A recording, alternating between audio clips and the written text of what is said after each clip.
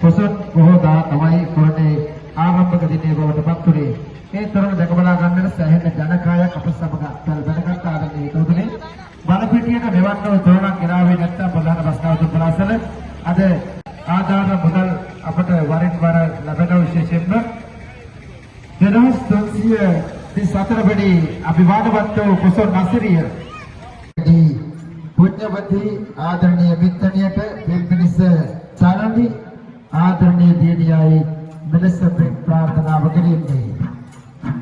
ඔබේ ගුණ තීකරණත වෙනවා මිත්තණියගේ නම ලියවෙනවා පොසොන් සිතිරට